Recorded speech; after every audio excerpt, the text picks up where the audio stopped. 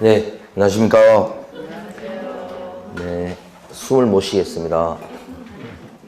시험이 얼마 안 남아가지고. 네. 자, 조심조심 다니시기 바라고.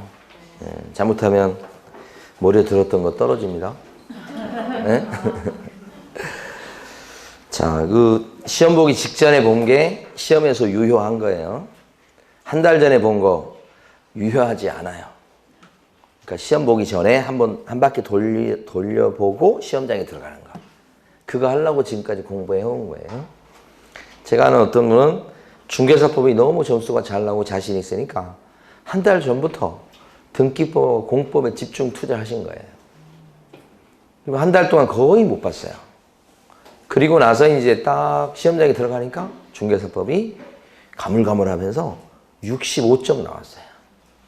막 평상시에 학원에서 볼 때는 막 90점 가까이 맞던 분이 왜 그러냐? 한 달 전에 봤던 건 기억이 남지 않아요. 저 무의식 속에 있을지 몰라도. 그래서 한 이틀, 3일 안에 전 과목을 한번 돌릴 수 있게끔 작전을 잘 짜보시기 바랍니다. 근데 그 예행 연습을 미리 해야 진짜 한 3일 만에 전 과목을 돌릴 수 있게 되는 거예요. 그러니까 예행 연습을 하는 기간이니까 매일매일 목표를 세워두시고, 오늘은 뭐 공법을 보겠다 그러면 무조건 공법 오늘은 민법 절반을 보겠다. 민법. 학개론 절반을 보겠다. 그렇게. 아니면 오늘 하루 종일 해가지고 학개론을 다 보겠다. 그러면 그렇게 딱 목표를 세우시고 매일매일 그렇게 한번 해보시기 바랍니다. 그래서 그걸 목표를 달성할 수도 있고 달성하지 못할 수도 있어요. 달성하지 못하면 그냥 책을 덮으셔야 돼.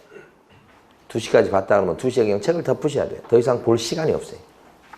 그리고 다음날 계획된 과목으로 또 넘어가셔야 돼요. 그렇게 해서 남은 기간 동안에 초치기를 하셔야 됩니다. 초치기. 네.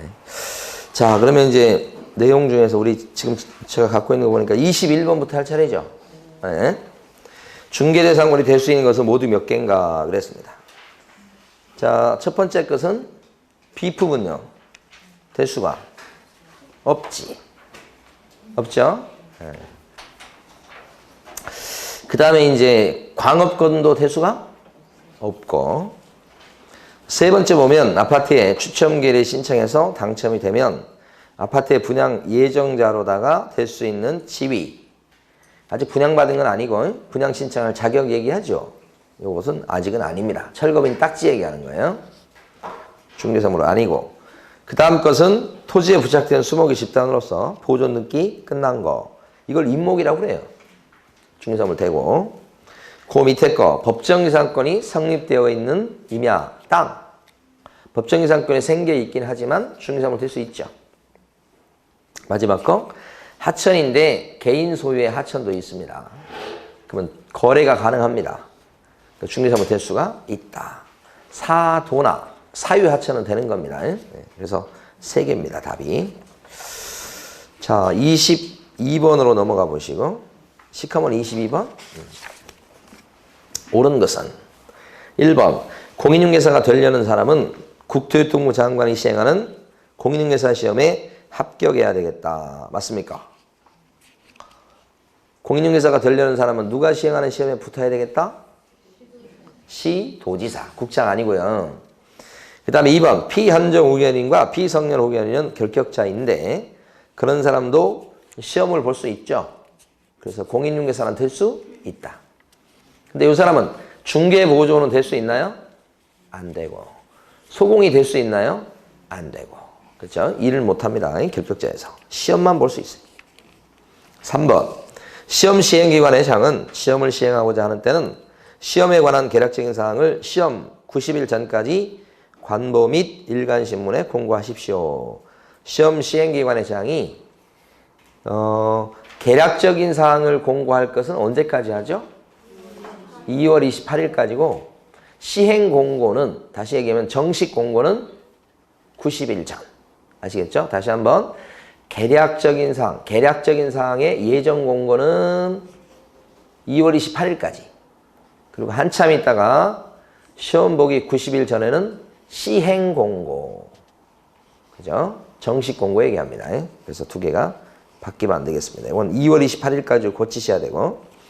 4번 정책심의위원회에서 손해배상 책임 보호자에 관한 사항을 정했을 때 시도의사는 무조건 뭐예요? 이에 따라야 된다고 했는데 틀렸죠?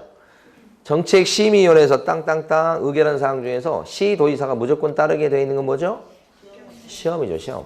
시험제도, 시험 시행. 5번. 국토교통부 장관은 공인중개사 자격시험 합격자의 결정 공고일로부터 1개월 내 시험 합격자에 관한 사항을 자격증 교부대장에 기재하고 나서 자격증을 교부해야 되겠다 그랬습니다. 어때요? 국장이 자격증을 주는 게 아니죠. 시도지사. 시도지사가 막상 자격증을 주는 것이라고요, 여러분. 자, 그래서 정답이 2번이었고 22-1번 보시겠습니다. 정책심의위원회든 아니면 운영위원회든 출제 가능성이 높아요. 옳은 것은 1번.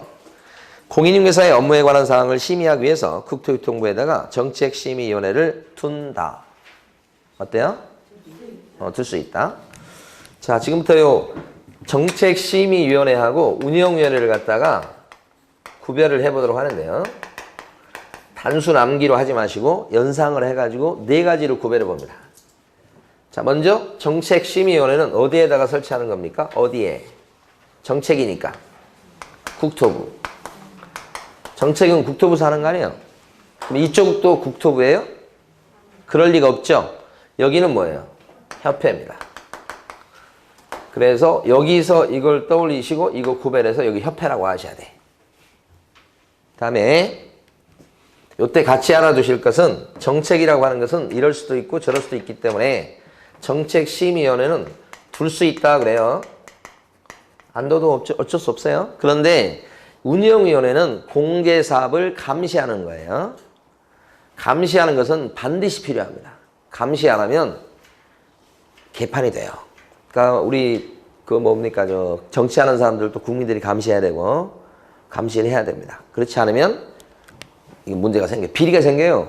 협회 회장이나 이런 것도 감시를 해야 되는 겁니다. 그래서 이 감시하는 기구는 반드시 필요합니다. 그래서 둔다예요. 이거 차이점. 첫 번째 거 했어요. 단순 암기가 아니고 연상을 해보셔야 돼. 자, 두 번째는 구성 인원. 4, 7, 11도 있고 그 다음에 19명 이내도 있는데 두 번째 인원은 여기서 연상을 해보십니다. 운영위원회는 이응자로 시작하죠. 그래서 이쪽은 19명 이내예요. 이쪽을 먼저 기준을 잡으셔야 돼. 19명 이내가 있고 4, 7, 11이 있는데 19명 이내를 먼저 기준을 잡으시면 나머지가 뭐예요? 4, 7, 11. 운영위원회 쪽이 19명이라는 거예요. 한참 하다 보면 요건지 헷갈릴 수 있으니까 요 이응자로 연상을 하시고 이게 두 번째. 자, 세 번째요. 정책심의위원회는 위원장이 누구예요? 여기서 출발하는데 지금. 국장이 되는 건 아니고 국토부의 1차관이 됩니다. 위원장 자리를 다른 사람한테 내줄 리가 없어요. 국토부에서 1차관이 꽤 차고요. 여기는 위원장이 누가 될 것 같아요? 호선이라는 거 들어보셨죠? 그러니까 이것도 이쪽에서 위원장은 국토부에서 양보할 리가 없지. 자기들이 그 위원장 자리 차고 앉지. 이렇게 생각하시고 여기를 먼저 결정하시고 나면 나머지가 뭐예요? 호선. 호선이라는 거 들어보셨죠? 이게 호선인가 이게 호선인가 그러면 안 돼요. 국토부에서 뭐 기구를 하나 만들었다고 위원장은 자기들이 하려고 그러지. 좋은 자리를 여기 1차관 이렇게 돼. 그러면서 부위원장이 있단 말이에요. 부위원장이 여기 정책심의위원회 부위원장이 있어요 없어요?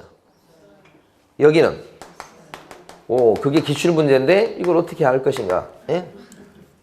기출문제예요 그게. 여기서 연상을 해보셔야 돼. 요 포가 뭐예요?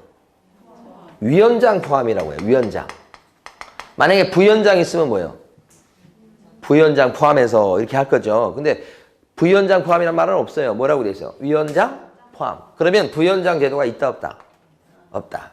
여기서 연상을 해보시고 포에서 그럼 이쪽은 있어야 돼. 두 개가 좀 비교하는 거니까 같으면 비교를 안 해요. 그럼 이쪽은 있어야죠.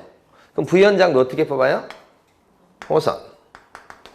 호선 어디서 많이 들어보셨잖아. 그러니까 호선을 먼저 알라고 그러지 마시고 이쪽을. 당연히 1차관이 꽤 차는 거. 그럼 이쪽은 호선이란 말이에요. 다 여기서 출발했습니다. 또 여기서 출발했어요. 위원 임명은 누가 해요? 임명. 누가 할까요? 위원 임명은 누가 할 것 같아요? 이쪽이 여기서 출발했는데 지금 국장이 하는 거예요.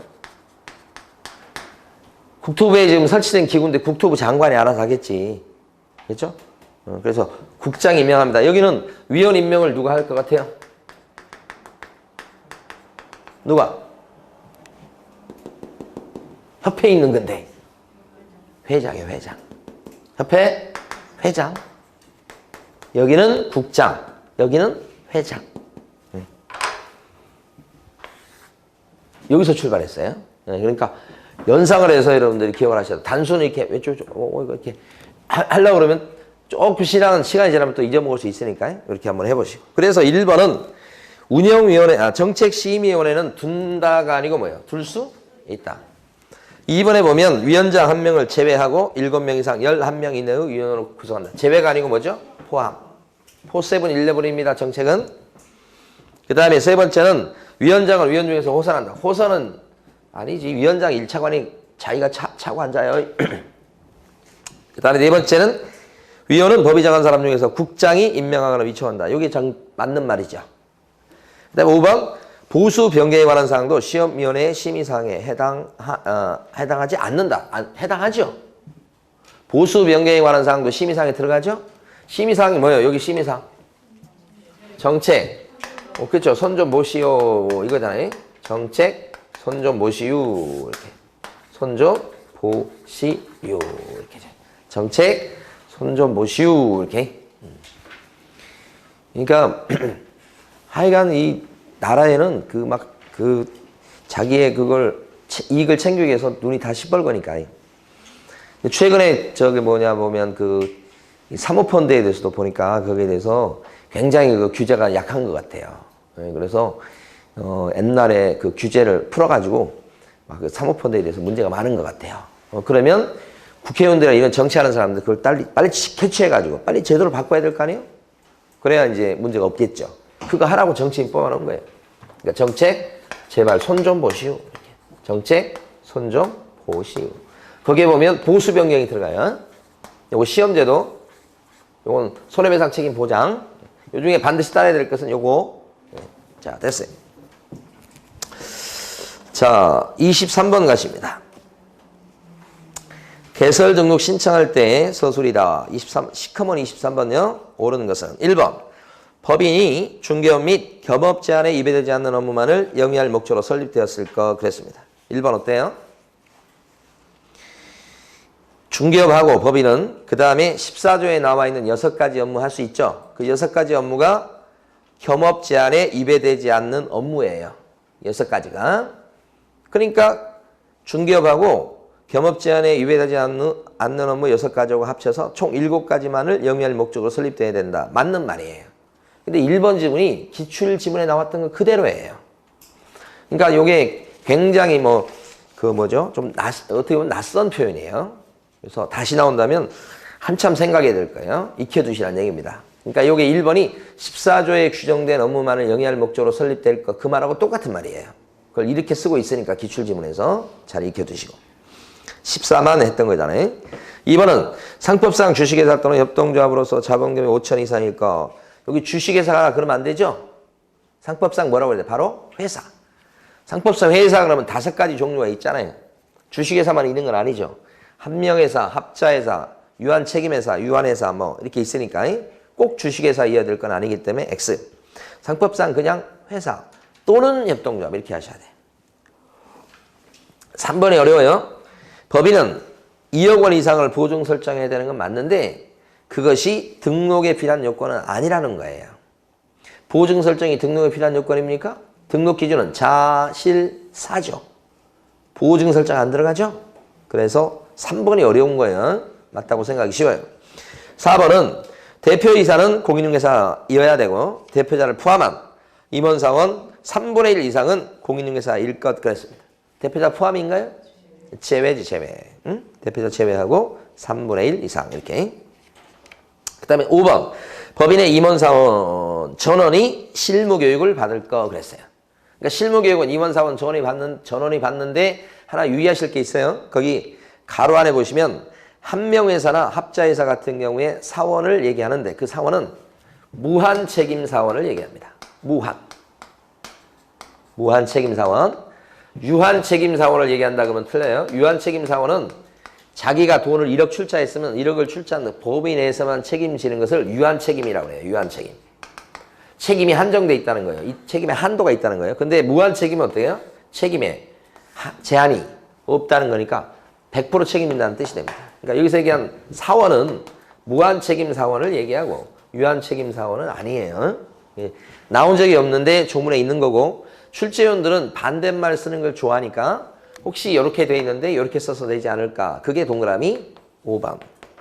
네. 자, 그 다음에요. 23-1번 갑니다. 옳은 것은 밑에 거. 자, 기억번. 중개사무소는 반드시 개공 본인 명의로 소유 또는 임차해야 된다. 거짓말이죠. 그렇죠? 사용되지 않은 방법도 있죠. 딴 사람이 임차한 걸 자기가 공짜로 빌려 쓰는 방법도 있잖아요. 그래서 사무실을 확보하기만 하면 됐지 꼭 개공될 사람이 소유하거나 꼭 반드시 임차해야 되는 것은 아니기 때문에. 니은번.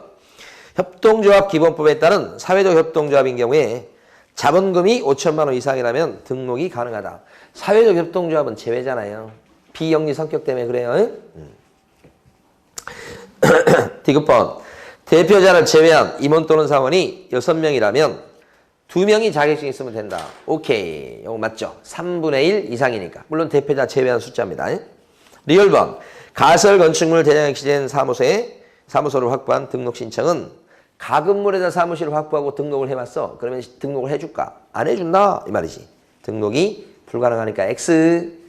맞는 것은 디귿번 1개. 디귿번 1개. 정답 3번이죠? 24번 가시겠습니다. 자, 개설 등록에 관한 설명 중 옳은 것은, 자, 1번은 개설 등록을 신청하는 자는 국토부령이 정하는 수수료 납부해야 되겠다. 사무실 나중에 여러분 오픈하실 때 수수료 냅니다. 한 3만 원 정도 낼 거예요. 그 수수료는 요금을 뭘로 정하죠?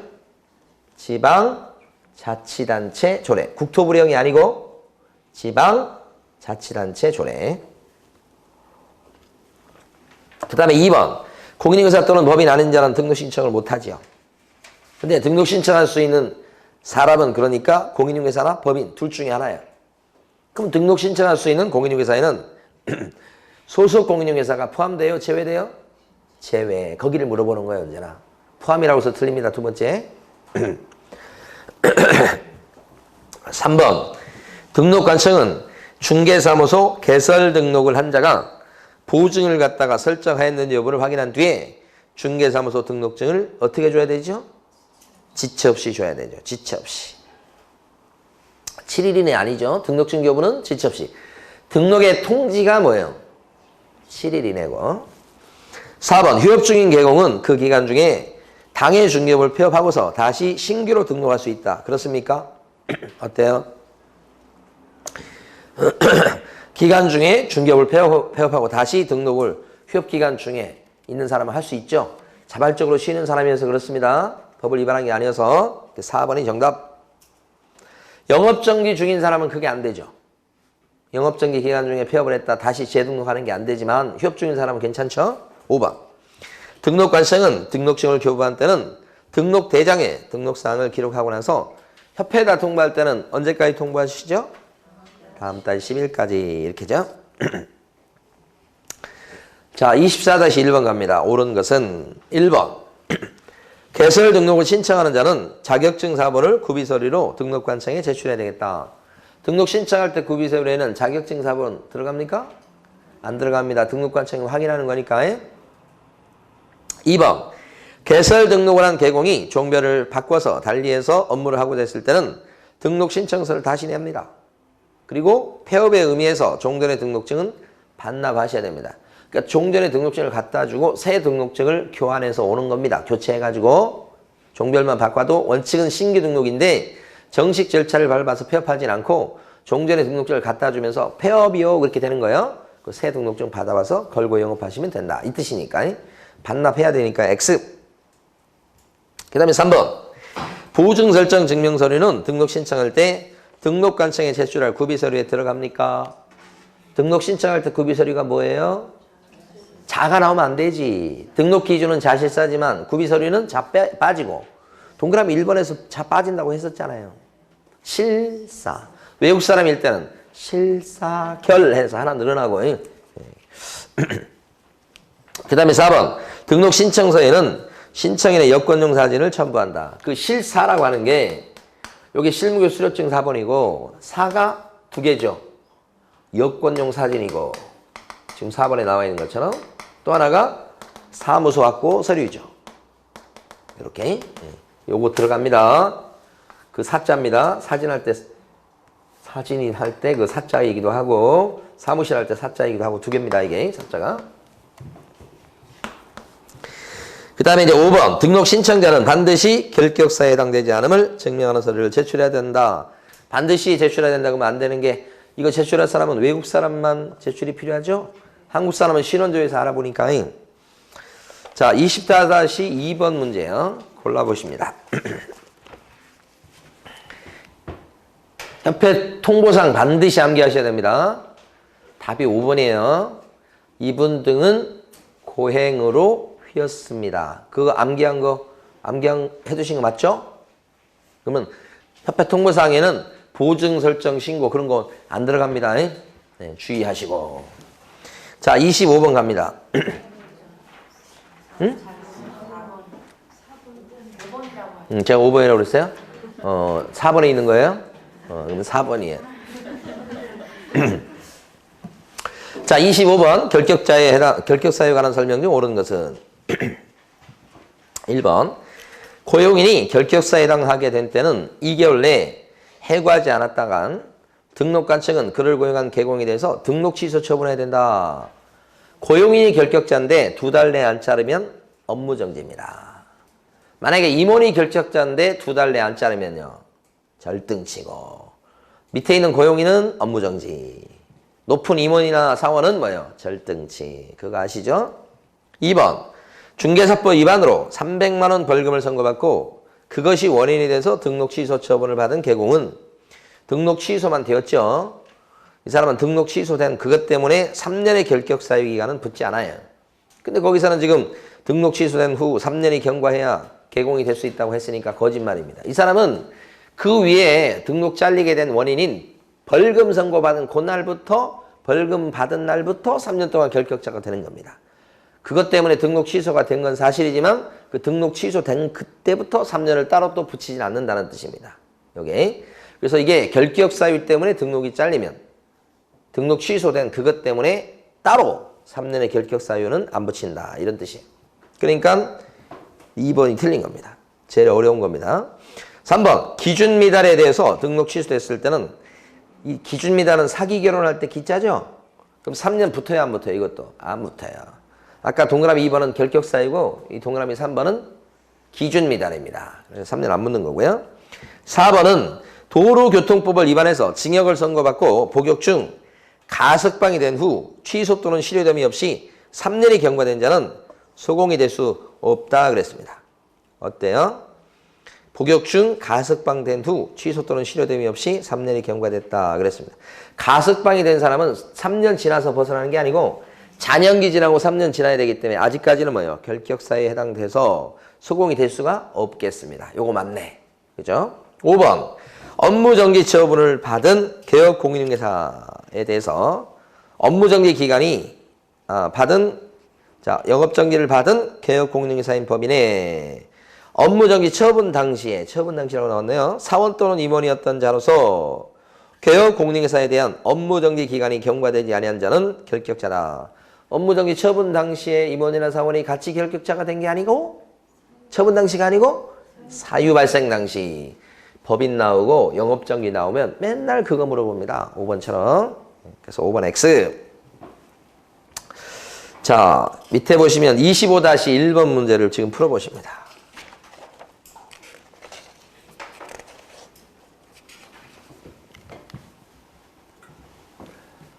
자, 25-1번 문제의 답이 5번이고요.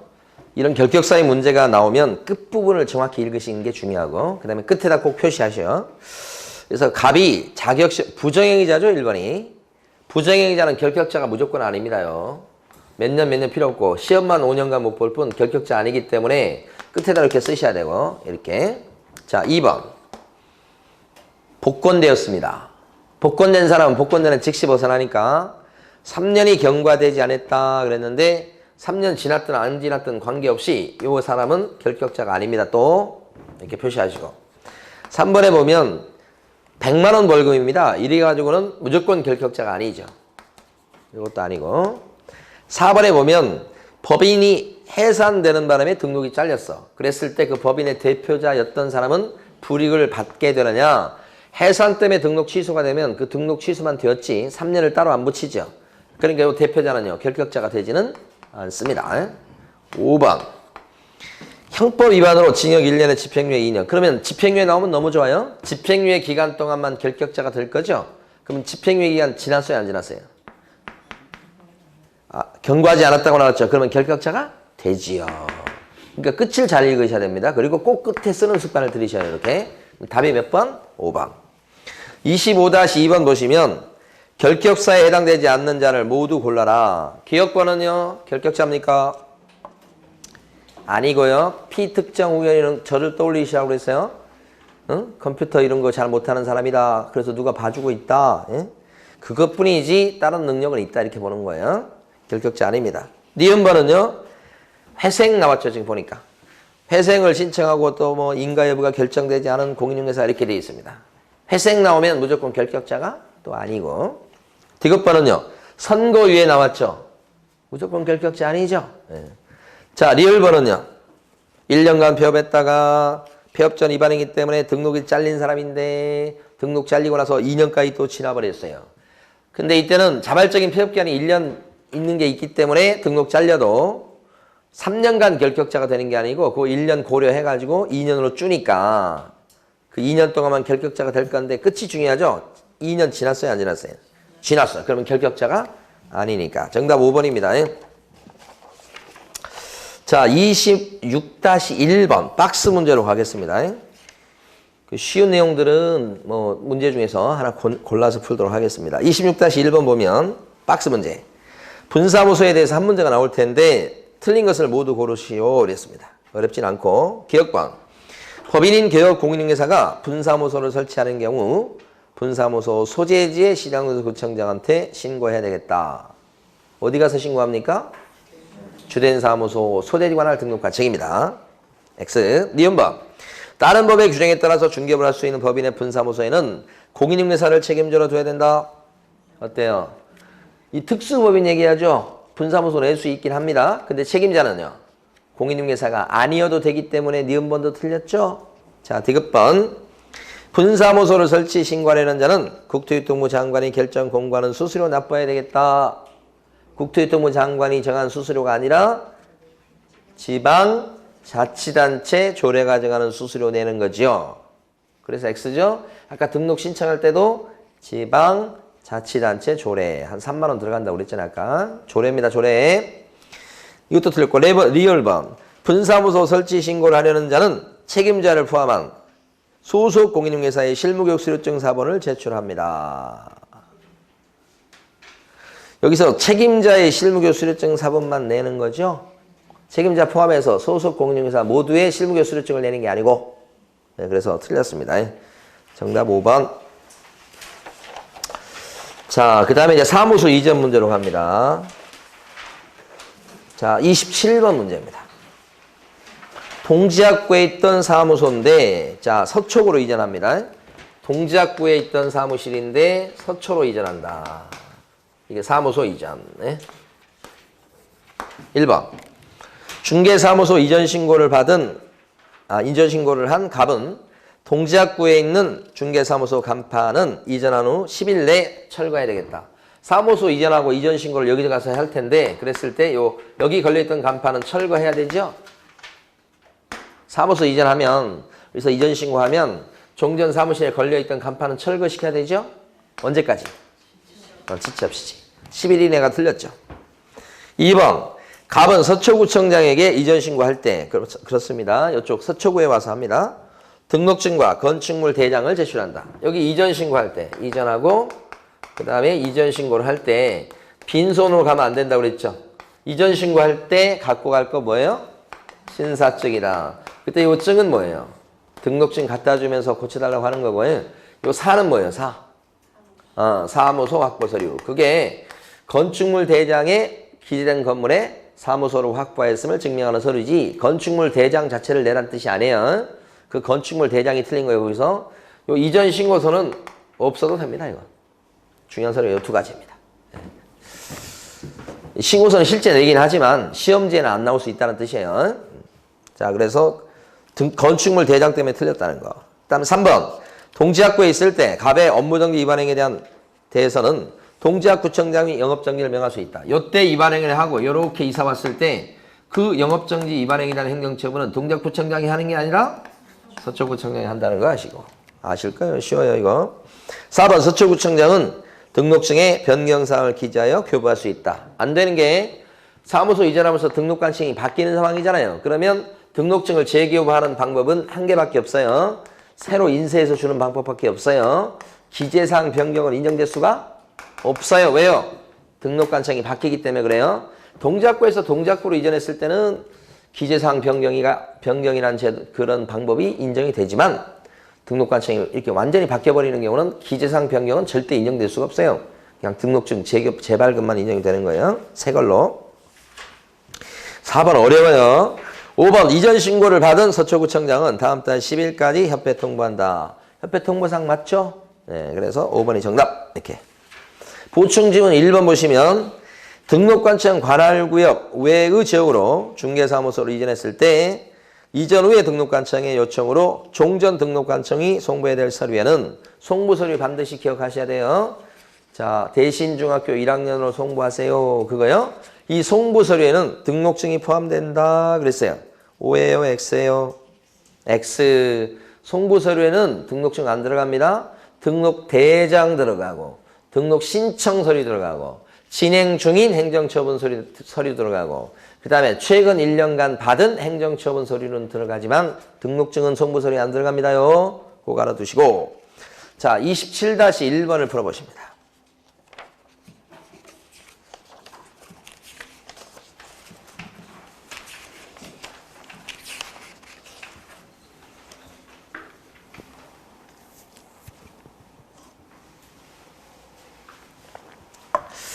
자, 사례 문제로 나올 가능성이 없습니다. 동작구에 있던 분사무소를 양천구로 이전합니다. 그러면 1번에서는 틀린 게 분사무소 이전 신고를 여기 가서 하는 게 아닙니다. 주된 사무소 있는 데 가서 해야 되죠. 그래서 틀린 겁니다. 2번 지문은 이전 신고를 종로구에 가서 할 적에 빈손으로 가면 안 되죠. 신사증 들고 갑니다. 그때 그 증이라고 하는 것은 등록증이에요? 신고필증이에요? 그래서 틀린 겁니다. 등록증이라고 해서. 그 다음에 3번은 만약에 법인이 이전해놓고 이전 신고를 안 하면 이전 신고 안 한 죄가 백과예요. 그 과태료는 종로구청장인 등록관청이 물리는 겁니다. 그래서 3번은 맞고요. 4번 분사무소의 5개 광고물 여기다가는 누구의 이름을 적어야 될까요? 분사무소니까 대표자가 아니고 책임자. 5번 종로구청장은 양천구청장에게 이전 신고 사실을 통보하면 된다. 양천구청장에게만 자가 틀렸어요. 여기 통보를 어떻게 합니까? 두 군데 다 통보죠. 그죠? 만약에 여기서 동작구에서 동작구로 이전을 했다. 분사무소를. 그러면 동작구청장한테만 하면 되겠어요. 근데 동작구 걸 양천으로 이전했다. 그러면 두 군데 다 통보. 자, 넘어갑니다. 28번입니다. 광고에 대해서는 시험 출제 가능성이 높고 옳은 거 했습니다. 1번. 개공 아닌자가 중개 대상물에 대한 표시 광고 하게 되면 아닌자가 광고 내면 아닌자가 어쩌고 저쩌고 하면 이거죠, 이거? 1년 이하의 적이나 1천만 원 이하의 벌금 아닌자가 이렇게 틀렸죠. 1번. 2번. 개업 공인인계사가 의뢰받은 중개 대상물에 대한 표시 광고할 때는 보존을 갖다가 명시해서는 안 된다. 보존 적으면 안 된다. 이렇게 돼 있고요. 3번. 개업 공인인계사는 표시 광고할 때 개업 공인인계사 및 소속 공인인계사의 성명을 명시해야 된다. 명시해야 된다. 그랬을 때는 소공이 나오면 돼야 안 돼요? 안 돼. 명시하도록 돼 있는 성명은 사장님 이름만 적도록 돼 있는 거예요. 광고지에. 그 다음에 4번. 등록관청은 인터넷을 이용한 중개대상물에 대한 표시 광고가 18조 2 규정을 준수했는지 여부를 모니터링 할 수 있다. 인터넷 광고에 대해서 모니터링 할 수 있는 사람이 누구예요? 등록관청이 아니고 국장입니다. 국장. 모니터링. 그래서 틀렸고. 5번. 개업 공인인계사가 중개대상물이 존재하지 않아서 실제로 거래할 수 없는 중개대상물에 대한 표시 광고했다. 이게 바로 뭐냐면 허위 매물 광고죠. 이게 부당 광고 중에 하나 들어가죠. 부당 광고 그러면 거짓 광고, 허위 매물 광고, 과장 광고 이런 거잖아요. 그러면 뭐죠? 500과다. 그래서 틀렸죠? 맞는 것은 2번. 28-1번 보시겠습니다. 밑에. 옳은 것은 1번. 개업공인중개사는 모든 5개 광고물에 등록증에 표기된 개공의 성명을 표기해야 된다. 그랬습니다. 맞습니까? 모든 5개 광고물에다가 이름 적습니까? 아니죠. 벽면 이용 간판, 그 다음에 무슨 옥상 간판, 돌출 간판, 그런 간판에만 이름 적는 거죠. 그래서 1번 틀렸고. 2번. 분사무소의 5개 광고물에는 대표자의 성명을 표기한다. 틀렸죠? 누구의 이름? 책임자의 이름. 3번. 개업 공인중개사 아닌 자가 공인중개사 사무소라는 명칭을 사용한 간판을 설치했을 때 개공도 아닌데 이거 쓰면 법을 위반한 간판이 됩니다. 그때는 철거명령 대상이 돼서 등록관청은 철거를 명할 수 있다. 법을 위반한 간판이죠. 네. 3번 옳고 4번은 개업공인중개사는 중개대상물에 대한 표시광고할 때 개업공인중개사의 성명이나 사무소 명칭, 소재지, 그 다음에 등록번호, 연락처를 표시해야 된다. 요게 등록번호도 이제 들어갔죠? 그래서 이것도 맞다고 하셔야 됩니다. 그 등록번호 있죠? 그쵸? 여러분 갖고 계신 등록번호 들어가 있죠? 이게 원래는 등록번호가 이제 최근에 옛날에 등록번호가 없었어요. 그래서 옛날에는 답이 3번 하나였는데 등록번호가 들어가는 바람에 답이 이제 2개가 된 겁니다. 그 다음에 5번. 등록관청은 사무소 간판 등에 대한 철거 명령을 받은 자가 철거를 이행하지 않았을 때는 철거 명령을 받고도 철거 안 했어. 그러면 어떻게 해요? 어느 법에 따라 대집행할 수 있다. 행정 대집행법에 따라 대집행할 수 있다. 이런 뜻이죠. 그 다음에 정답은 그래 3번이고 3번, 4번 2개고 보충지분 2번 보세요. 밑에 거. 개업공인중개사가 영업정지를 받은 경우는 지체 없이 사무소 간판을 철거해야 되겠다. 영업정지 당했을 때 간판 철거하는 겁니까? 아니죠. 간판 철거할 의무 없죠. 영업정지 갖고는 등록 취소 당했을 때가 간판 철거 의무가 생기는 거죠. 그래서 업무정지가 아직 안 나왔기 때문에 신경을 좀 쓰실 필요가 있다. 이렇게. 자, 다음 페이지 갑니다. 29번 문제 갑니다. 옳은 것을 고르세요. 1번. 1번 지문 조심하셔야 돼요. 개업공인중개사는 공매 대상 부동산에 대한 매수 신청 또는 입찰 신청 대리를 하고자 했을 때는 대법원 규칙이 정하는 요건을 갖춰서 법원에 등록해야 되겠다. 어떻습니까?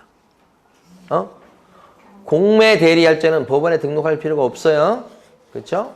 그 공매 때문에 틀려요. 공매를 뭘로 바꾸시면 돼? 경매. 2번. 공인중개사인 개업공인중개사는 다른 법령에서 허용하고 있지 않는 한 중개업 이외에 다른 업무를 경험할 수가 없다. 그랬는데 아닙니다. 반대로 쓰고 있습니다. 공인중개사인 개공은 중개사법이나 딴 법에서 금지하고 있지 않는 한 겸업할 수가 있다. 그러니까 우리 공인중개사인 개공이나 부칙 개공은 오픈돼 있어요. 겸업하는 게. 이렇게 제한되어 있는 건 법인이에요. 법인. 법인은 딱 막혀 있는 거고 공인중개사인 개공이나 부칙 개공은 오픈돼 있다. 그러니까 중개사법이나 딴 법에서 하지 마. 그거 빼고는 다 할 수 있다. 오픈 마인드입니다. 여기는. 자, 그래서 반대로 쓰고 있고 3번. 모든 개공은 주거용 건축물에 대한 임대관리 등 관리 등을 할 수 있다. 그렇습니까? 맞죠. 모든 개공이라고 해도 법인 업무 7가지 중에서 제일 끄트머리에 있는 경공회 컨설팅 하나 빼고 위에 6가지 업무는 모든 개공이 할 수 있는 거 아시죠? 네, 그겁니다. 4번. 법인이 아닌 개공도 14조에 규정된 모든 업무를 수행할 수 있다. 그러면 법인이 아닌 개공 중에는 부칙 개공도 들어갑니다. 그럼 부칙 개공은 14조에 나와 있는 7가지 업무를 다 할 수 있나요? 안 되지. 그쵸? 그 중에서 이제 경공회 컨설팅 못하는 게 있기 때문에 그래서 이것은 또 X. 5번. 법인인 개업공인중개사는 부동산의 이용, 개발 및 거래에 관한 상담을 할 수 있으나 이거 컨설팅이라고 해요. 부동산 컨설팅. 법인 업무입니다. 대상은 개공으로 제한된다. 부동산 컨설팅은 일반인이든 의뢰인이든 다른 개공이든 제한이 없고요. 경영 컨설팅은 제한이 딱 되어 있죠. 누구를 상대로 하는 것만 법인 업무가 됩니까? 경영 컨설팅은 부동산 사람. 그렇죠. 맞습니다. 그래서 5번도 X고 정답은 3번. 자, 29-1번을 지금 풀어보십니다.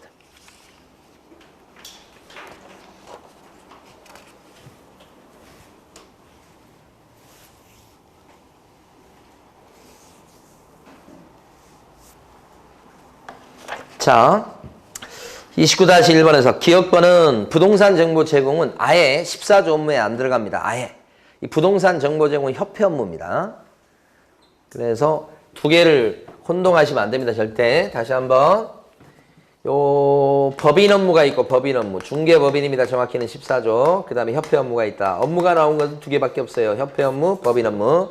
여기 나온 것은 경영정보의 제공입니다. 경영정보 제공. 여기 나와 있는 협회 업무에 들어간 것은 무슨 정보 제공이죠? 매물, 부동산 정보 제공이에요. 그래서 두 가지가 다 정보 제공인데 하나는 협회 업무, 하나는 법인 업무니까 이걸 잘 구별해 두셔야 된다고요. 그러면 둘 중에서 여기가 출제 포인트예요. 경영정보 제공은 법인 업무에 들어가고 부동산 정보 제공은 이 법인 업무에 들어가지 않는다는 거예요. 지금 얘가 이쪽에서 출제될 거예요. 그래서 기억하실 때 법대하고 경영대 이렇게 기억하시라고. 법대, 문과 쪽은 법대 아니면 경영대. 요즘 어쩐가 모르겠습니다. 저 때는 그랬어요. 법대 아니면 경영대. 그건 아니고 두 개 연상해서. 한쪽을 외우시는 거예요. 이쪽을 암기하려고 그러지 말고 한쪽을 딱 이걸 하면 이쪽에 해결되게끔 하셔야 돼요. 두 개 다 암기하려면 머리가 뽀개져요. 그래서 1번 아니고 기억번 아니고 니은번은 공업용이어서 아니고 디귿번은 또 토지여서 아니고 대행자가 나오면 상주 대행이 입에 붙어 있어야 됩니다. 그 다음에 리을번 최근 문제 한번 나왔지만 다시 나올 거예요. 주택이나 상가의 임대업, 임대사업 그러면 아니에요. 임대관리업 그러면요. 법인 업무입니다. 다시 한번 주택에 대한 임대관리업 그러면요. 업무고 임대업 그러면 주택임대업 그러면 업무가 아니고 그거 조심하셔야 돼요. 그 다음에 미음번은 경영 이거잖아요. 이거요. 경영정보 제공 누구를 대상으로 하죠? 부동산 사장님. 공인중개사 아니고. 그 다음에 그래서 비읍번은 맞아요. 비읍번. 부동산 컨설팅인데 그건 의뢰인을 상대로 하든 일반인을 상대로 하든 다른 부동산 사장님을 상대로 하든 다 법인 업무요. 그러니까 이거 하나 맞고 마지막 것은 주거 이전에 부서는 용역의 제공도 틀렸죠. 주거 이전에 부서는 용역의 뭐요? 알선. 최근에 나올 만한 얘기, 나왔던 얘기들은 다 지금 박스 안에 들어가 있어요. 자, 보충지문 1번. 대법원 규칙이 정하는 요건을 갖춘 경우 등록관청에 등록하고 경매 대상 부동산에 매수신청 대리를 할 수 있다. 맞습니까? 자, 경매 대리를 하려고 했을 때는 어디에 등록하셔야 된다? 법원에 등록하고 그 법원은 구체적으로는 지방법원장. 그죠?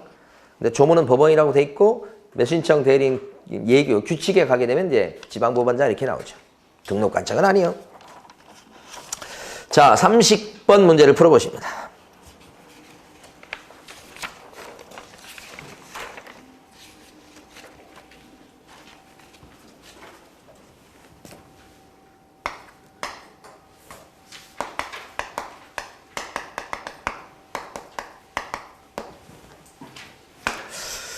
자, 1번 의뢰 행위는 자격취소 사유다. 의뢰 지금 한 것이 뭐냐면 판단을 그르치게 하는 행위로서 거짓말을 친 거예요. 금지행위를 저지른 거예요.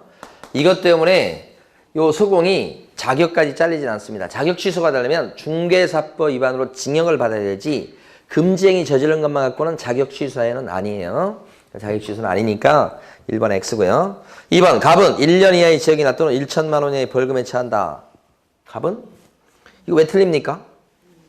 판단을 그르치게 한 행위는 여기 소공이 1학년 일반으로 받는 거, 처벌받는 거예요. 이게 금지행위 중에서 1학년 일반짜리입니다. 그럼 여기는요. 1반으로 처벌받죠. 개혁공인중개사는 감독을 좀 잘못했다고 해갖고 벌금형으로 처벌받는 거죠. 벌금. 징역은 없잖아요. 근데 2번은 징역까지 써놨잖아요, 지금. 그래서 2번 그 징역 때문에 틀린 거예요. 3번. 관청은 갑의 등록을 취소시킬 수 있다. 이게 금지행위니까 이 사람이 금지행위 저지른 것은 개공이 한 걸로 본다.